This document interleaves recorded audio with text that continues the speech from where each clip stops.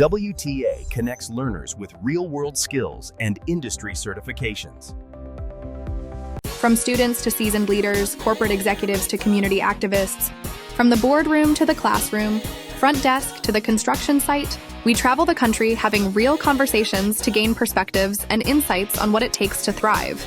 This is the I Build America podcast with your host, Byron V. Garrett. Episode 1, sponsored by our friends at Workforce Training Academy.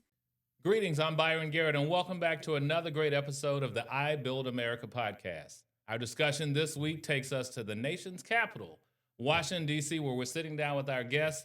I will tell you right now at the outset, he's an AI expert traveling the globe, talking to people in different countries beyond the U.S. He's an entrepreneurship guru and expert teaching at universities. Got so busy, he done started his 8th company now. Welcome to the podcast, Tremain Davis. Thank you, Byron. Thank you, Byron. Thank you, Byron. Really excited to be here It's today. good to see you. Long conversation, absolutely. long overdue. Long right? overdue, definitely. So give us the quick lowdown. I mentioned all of the things, and not all of them, but just a number of things that you're doing right now. But give us the high-level 36,000-foot view. It's 2026. What's on the plate for you right now? All right, so 2 venture-backed AI companies and a global nonprofit. 2 venture-backed AI. So for people who don't even know what that is, roll that back. So venture-backed means you've done what already? All right, so venture-backed means that you're actually raising money for your company. So you have the type of company that is a high-growth company, meaning that one day you're going to sell it to somebody, you're going to exit, everybody's going to go buy yachts and So pop this is bottles. one of those IPOs that people talk about? Potential IPO. So I mean, So I can get a yacht? Yeah. You're going to be like, Oprah, you get a yacht, You get a yacht, you get a yacht. Absolutely, Yeah. but I'm not IPO and I'm selling.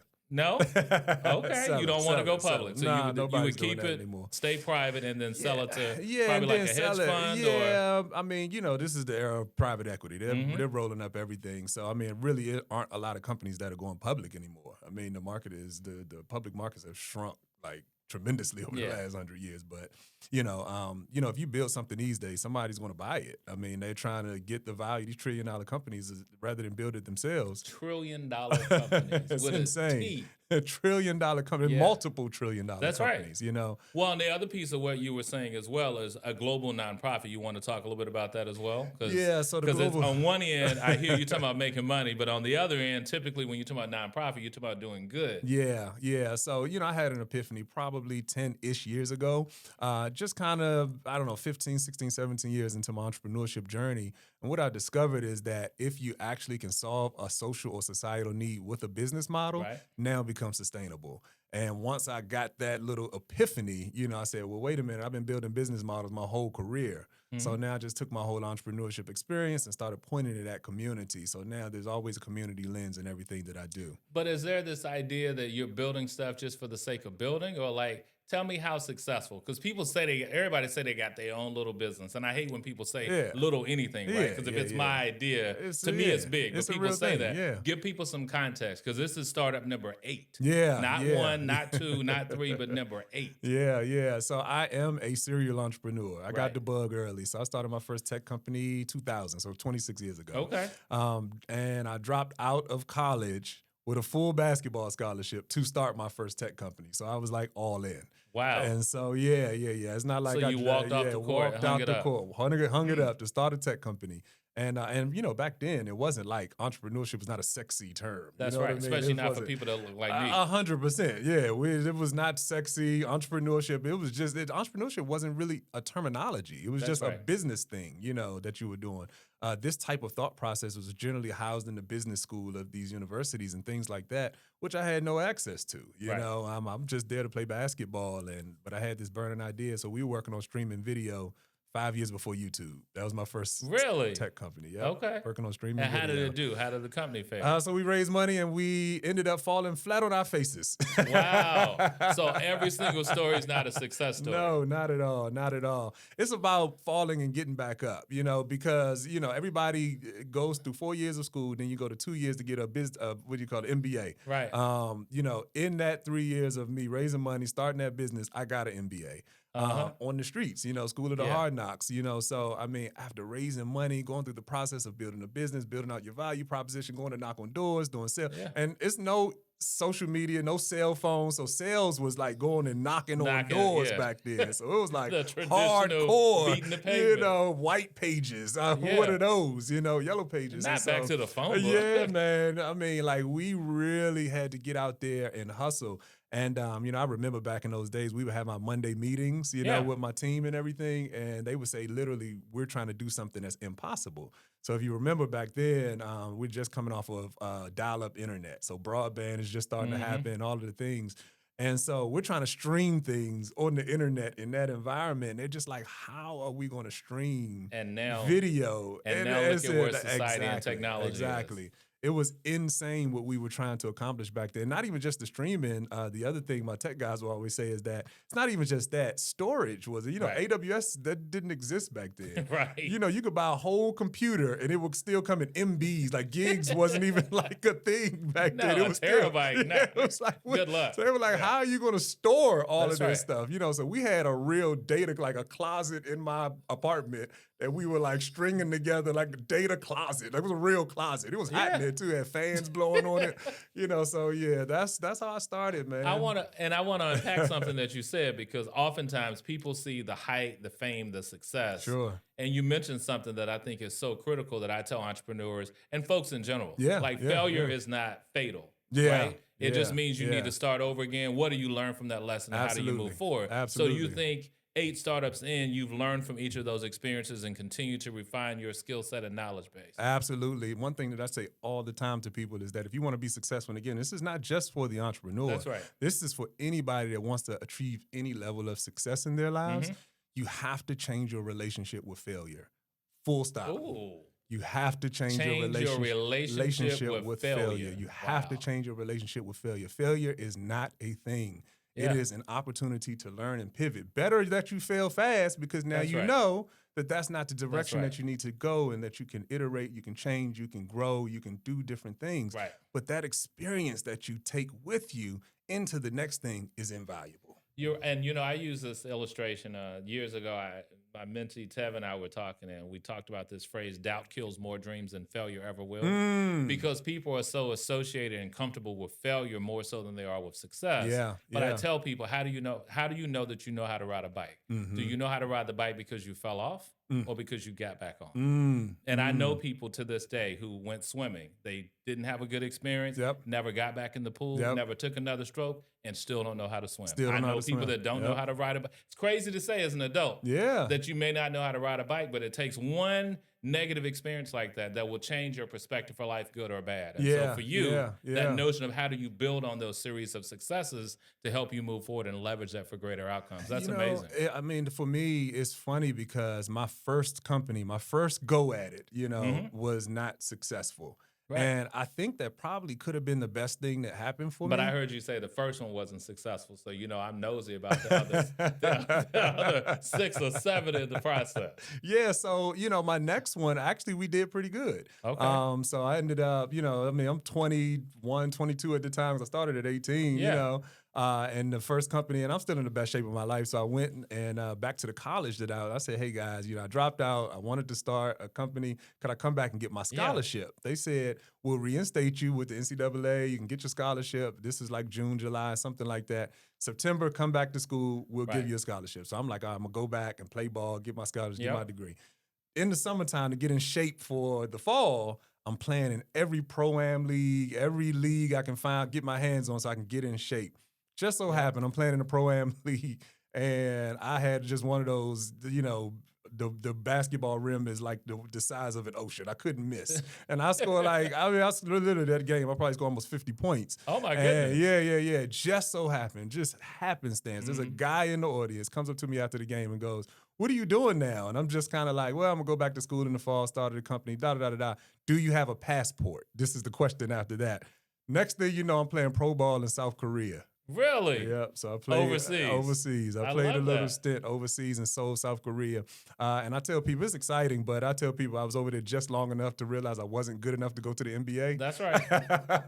I mean, that was a big realization for me. I will say shout out to those who commit, right? Because my oldest nephew plays ball overseas. He's in Kuwait this season. Shout out to Brandon. And I would have never thought in a million years, like, you're not going to make it in the NBA, so you're probably not going to end up playing overseas. But he's built, obviously, a successful career. And people do it. They do. Especially the WNBA. They do. Make more money overseas than they do domestically. Yeah, I still that's debate a on different why they need to come conversation, back. different issue, different discussion. Absolutely. But that's the reality. Yeah. It took me going over there to realize that entrepreneurship was my path, because I realized that I was good enough to be there, but to really take my game to the next level, I had to love the game. And I couldn't think more of anything than getting back home and starting my second your company. business. I wanted to start my second company. So, I mean, of course, I wasn't there long.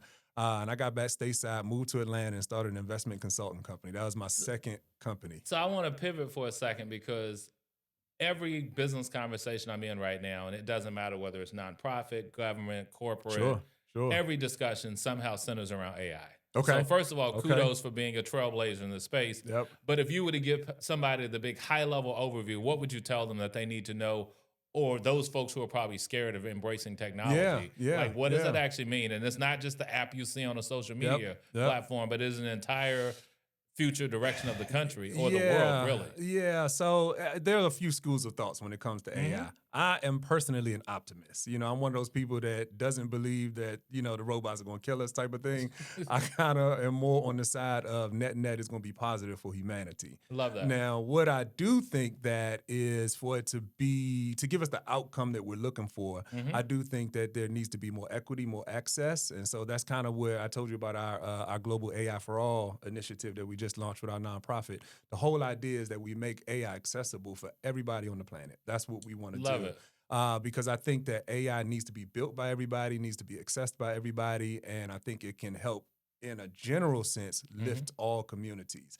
So if you had to give two or three quick suggestions of what someone should be doing with regard to AI right now, if they're a novice, what would you tell them? Download ChatGPT today. That's the only one? And, what about? And start putting stuff in. So Google Gemini? No? You can, literally, you Copilot, can, any of them? You can do any of them. I mean, download the app. They're all free. Most of them have a free version. Right. Of course, in the free version, don't put any of your personal information in. So Yeah, after you download it, don't put your phone number, no your address, address, no your social security number. No, none of that. Don't do any of those things. But, I will say, this technology is really interesting because most of the time when you have experts, these are people who are professionals, they have PhDs, they've done things in an industry.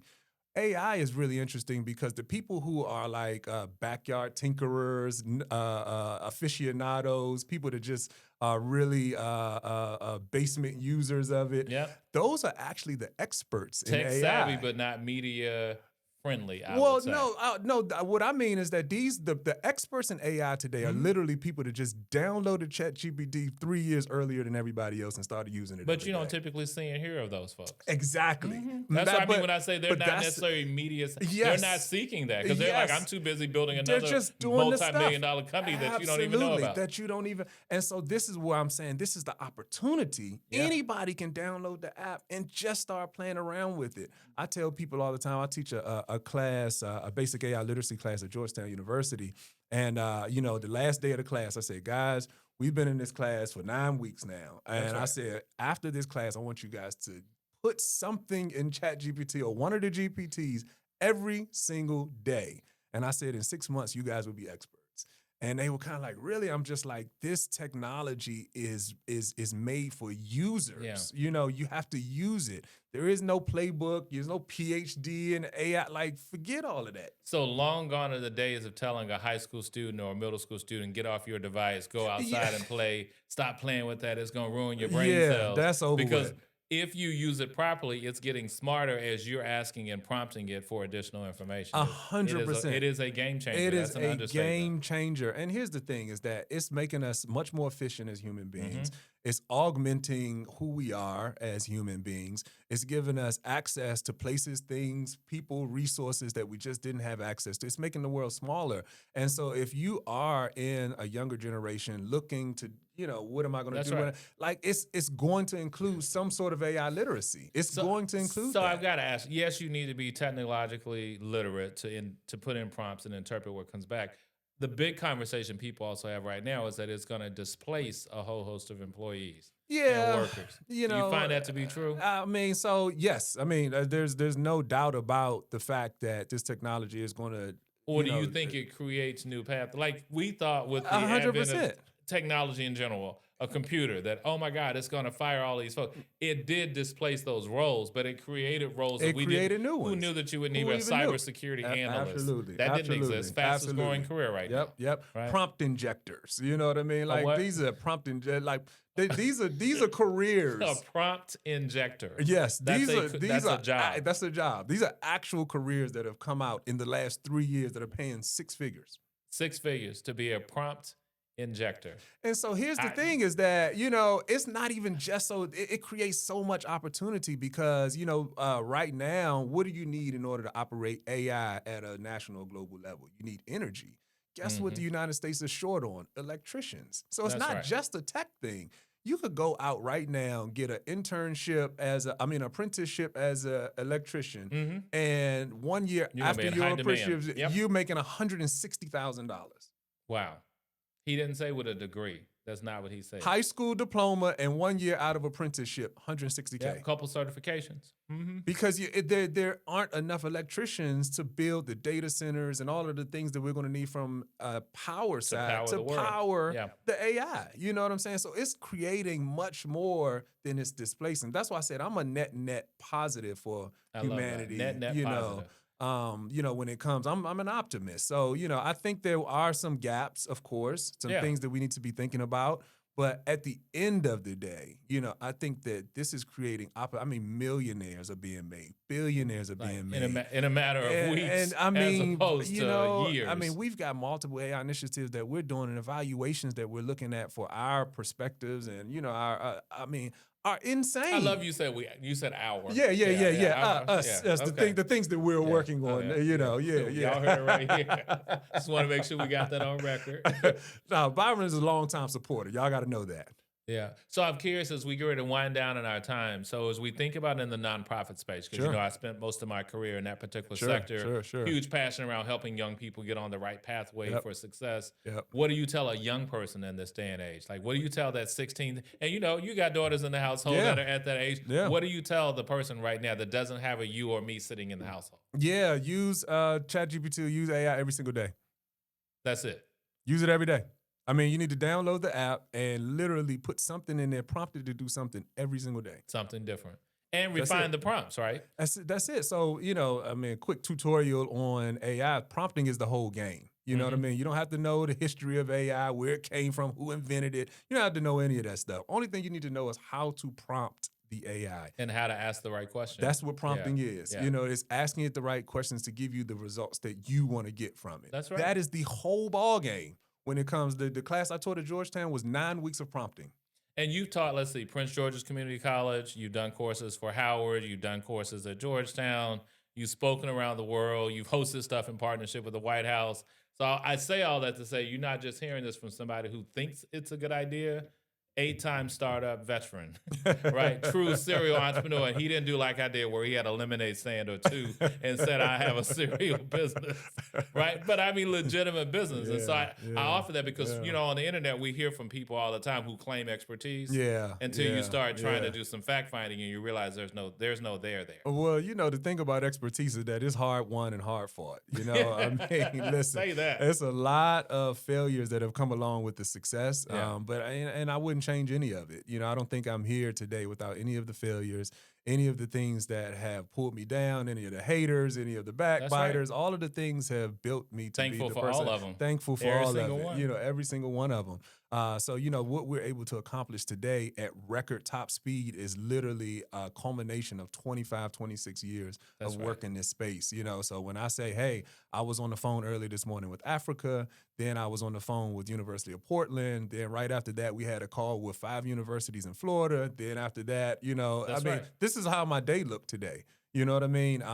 Working with my team, my dev team in Ghana, my administrative team in Philippines. And dev is development for sure. The development for team, you know, building our AI products. Talking code, the technical people. But that day is how it looks every day for me. That's right. along Something different, with though. travel, and everything like that. Because tomorrow it could be Singapore. 100%, 100%. But that's how this opportunity is now starting to germinate and seed in my life. I love that. Well, one of the things we always do is we wrap up our conversation. I want you to look dead in this camera for folks. One of the questions I like to ask people is, you would say, I build America, ... How do you build America, Tremain Davis? Oh, that's a good one. Okay, so I build America by bringing equity and AI to all. That is it. Equity and AI to all. Equity and AI. So one of the missions of our nonprofit is economic mobility for all. But now that AI is here, we're using that as a springboard so that we can reach all communities. I love that. On that note, we're going to leave it right there. This has been my guest in conversation with Tremain Davis. If folks want to learn more about you in the program, they can also look online, but tell us your website or where people can find you right now. Yeah, so the website for our nonprofit is a good place to start, www.thinkpgc.org. That's thinkpgc.org, and PGC stands for Think People, Think Global, Think Community. Think People, Think Global, Think Community. So you heard it right here with Tremain Davis on the I Build America podcast. I'm your host, Byron Garrett. Thanks for tuning in.